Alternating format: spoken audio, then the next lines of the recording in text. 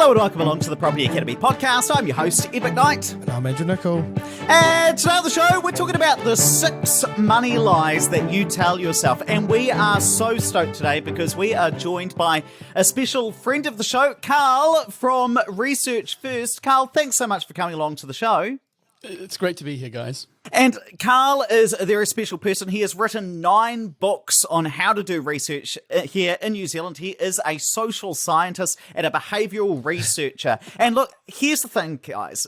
Carl's going to join us for the next 3 episodes, and the reason he's joining us is to talk about how we deal with money as social animals, if I could use that term. So we're going to be talking about the money lies we tell ourselves. We're going to be talking about how to be better with money, and also how asset bubbles and property bubbles form from that behavioural perspective, so we can try and adapt our attitudes and change what we do to be better with money. And so today we are talking about the 6 money lies that we tell ourselves and how they apply to property. But before we get into it, Carl, talk me through, how did you come up with these big 6 money lies? How did you find out that these are the lies we tell ourselves?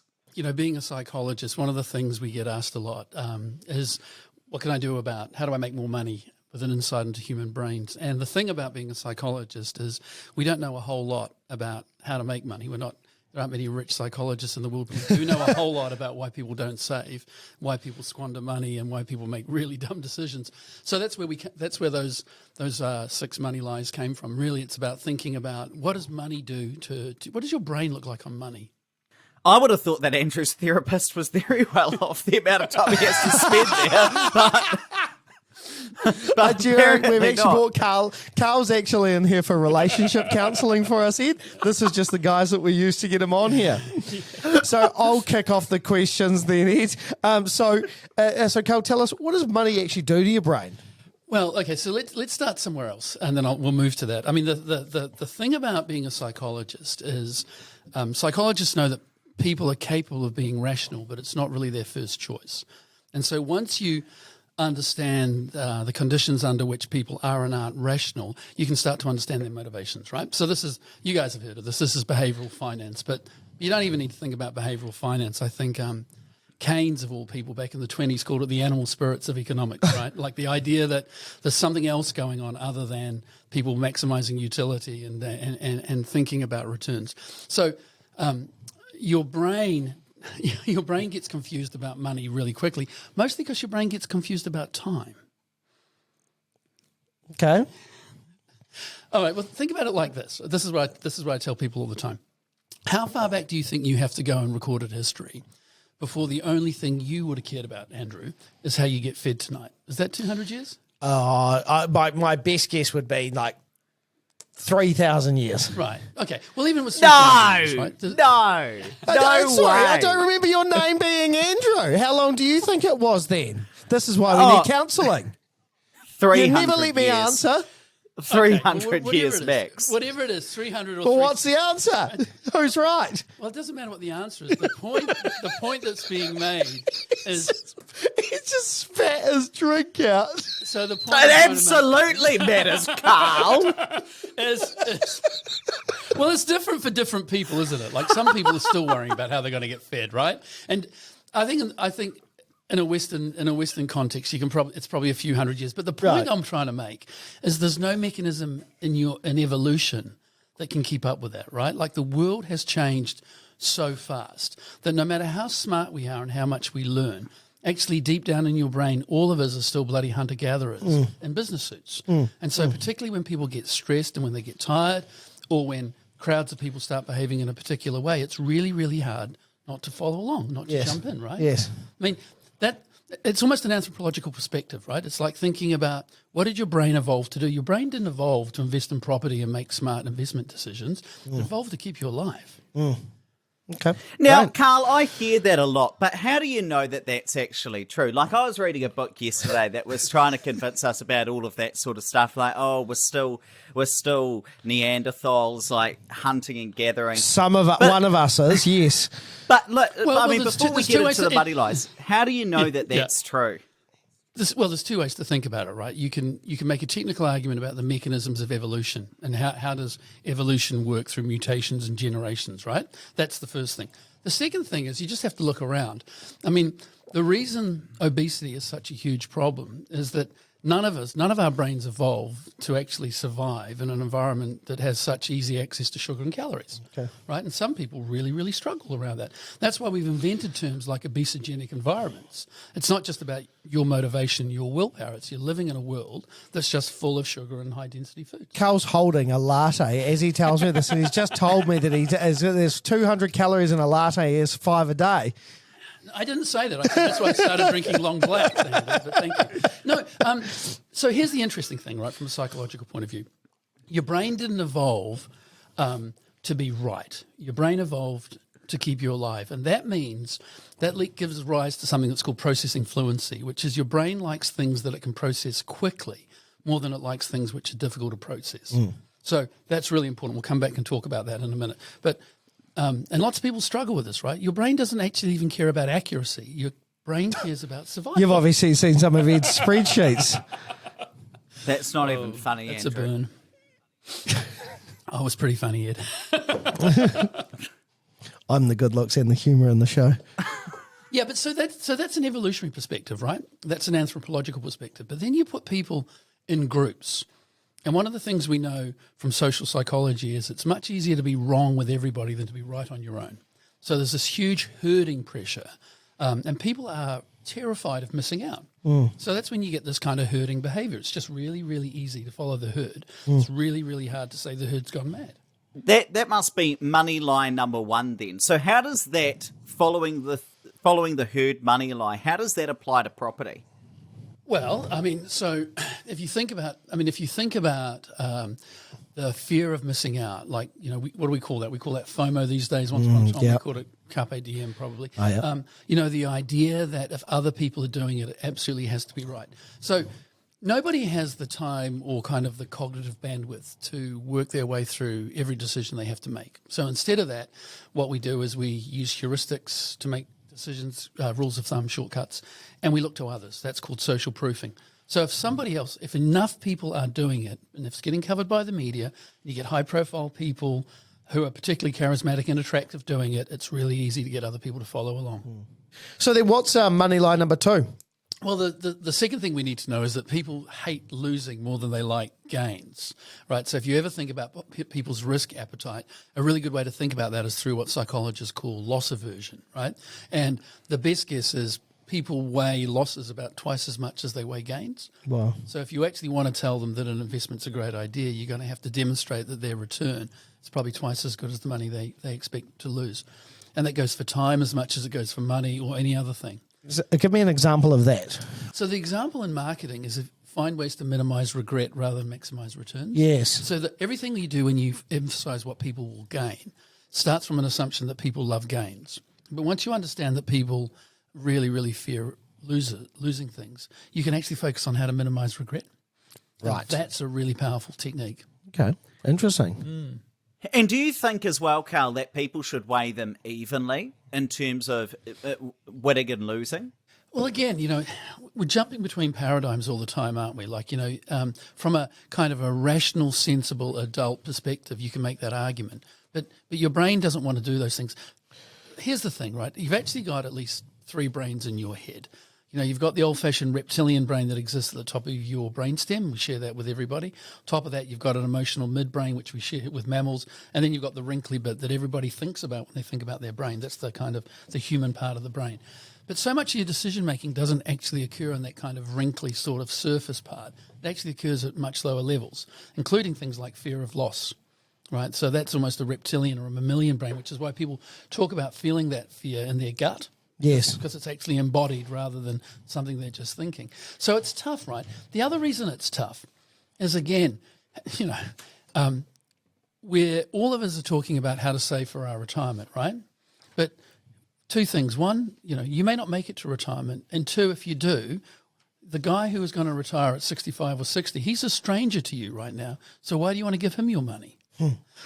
And let me ask you this, Carl. Is that why people perhaps stick to the areas and the cities that they know? So a suburb they've invested in before or a city they currently live in because they feel like they already know it? Absolutely. And there's a bit of an illusion of knowledge in there as well, isn't there? Like, it's more about familiarity and comfort. And I should say too, for any psychologists listening, of course, a lot of this stuff stratifies around personality preferences as well. So there's some personality in here, but in general, people prefer losses to gains, and they like to do what they know and is predictable.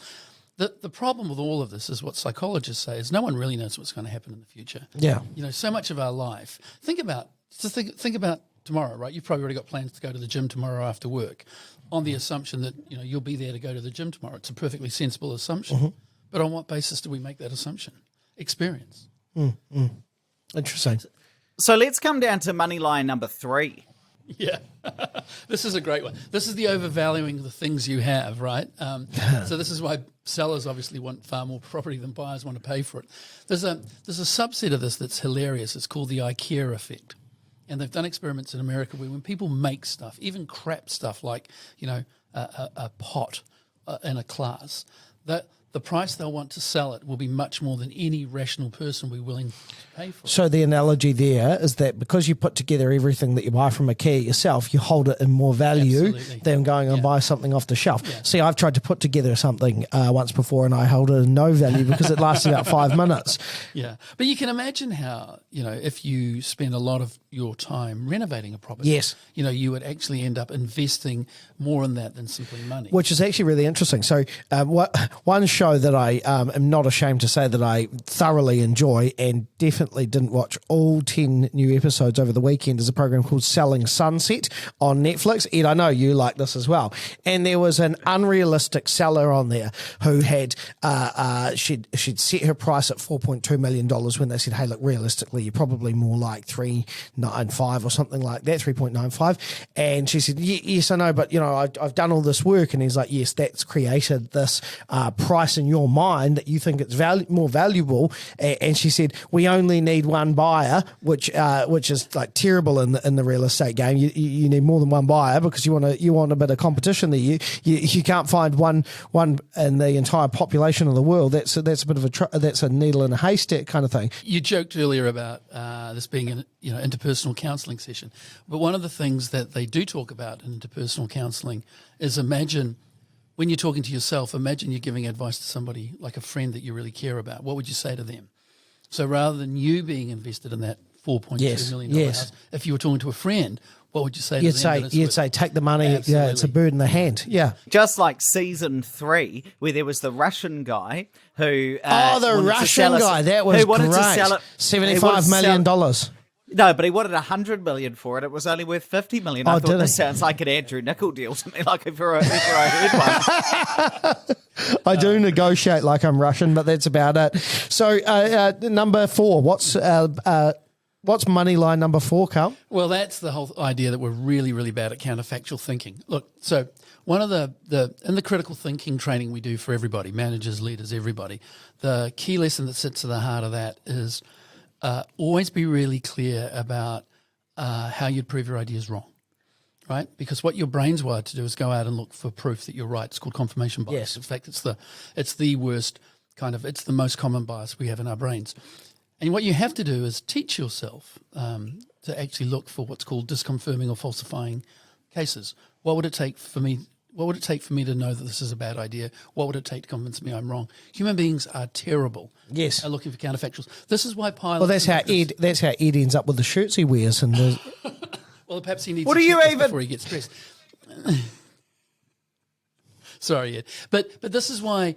and this is I think this is a really important lesson for investors as well. I mean, what professionals do where lives count, like doctors and pilots, is they have checklists. So they externalise their thinking and their counterfactual thinking. Yes. They just pick up a checklist and work through it, right? If you're relying on your brain's going to let you down if you're emotionally involved, if you're tired, Yes. if you're stressed, and if you're rushed. And if you can externalise that, I mean, we can talk a lot about how what we talk a lot about in psychology is you don't actually address bad habits, you just swamp them, you crowd them out with a good habit. Yes. But actually even good habits won't be enough. Yes. You need to externalise this stuff somehow. So, Carl, do you think that's why often people will not want to put together a checklist for property investment because I think it's too hard. There are too many factors. I'll just know a good deal when I see it. You know, Yeah. I'll just And I'm make never a going to find one judgment call. if I live off this. Yeah. Well, so we can talk about this later, but, you know, property investment, the thing, because it's a house, there's all sorts of other parts of your brain that get involved, right? I mean, you guys do this for a living, so you're really good at seeing property as investments. But most people don't see property just as an investment, which means that they're starting to use other parts of their brain, right?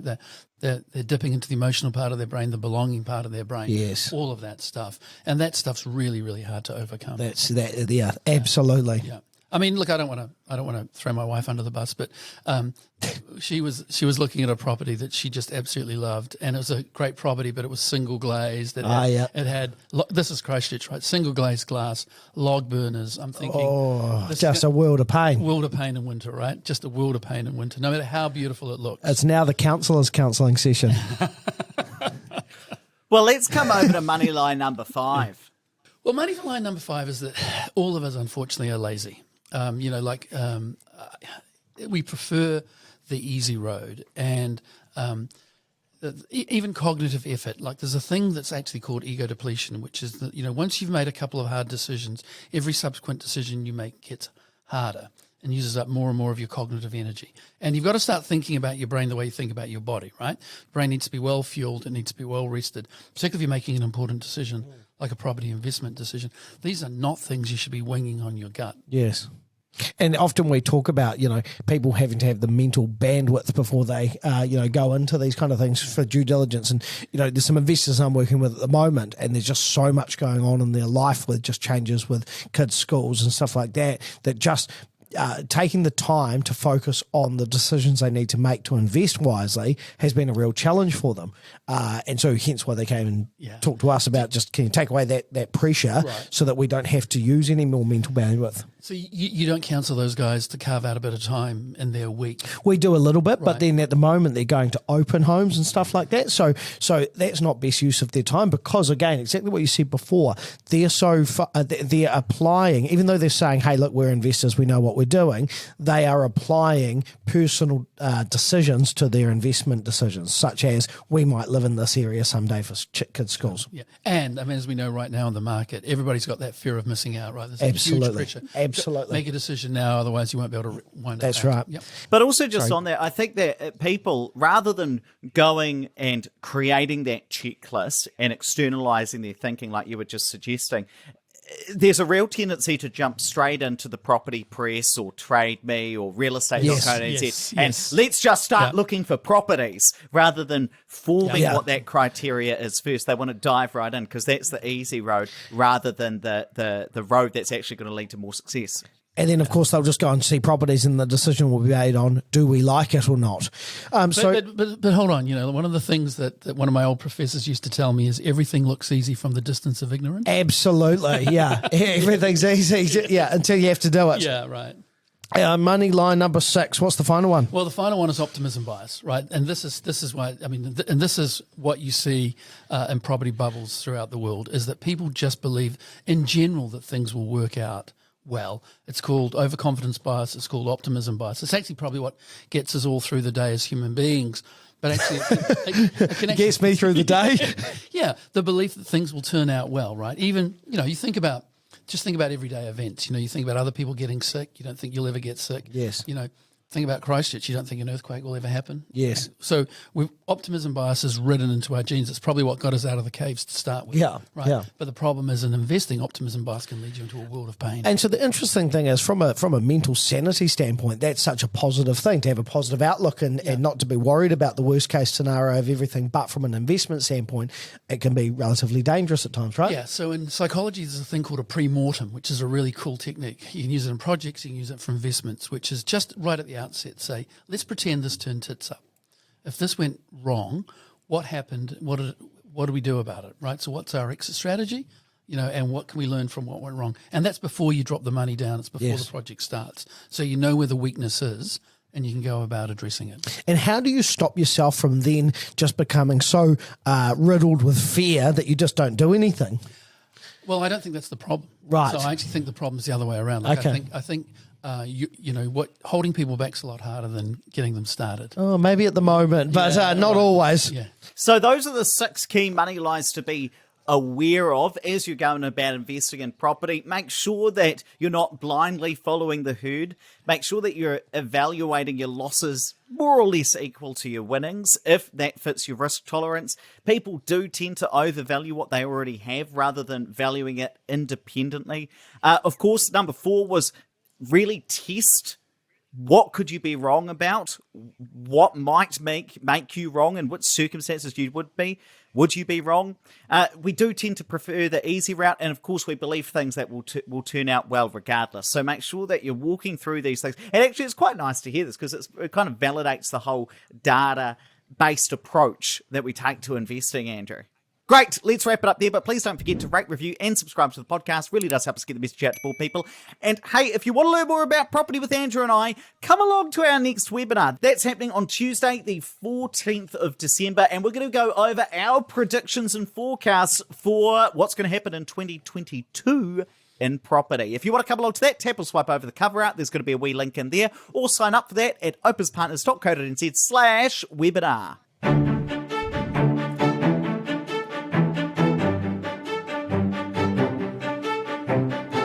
Thanks for listening to the Property Academy podcast. I'm your host, Ed McKnight. And I'm Andrew Nicol. And we're going to be back again tomorrow with even more daily strategies, tactics, and insights to help you get the most out of the New Zealand property market.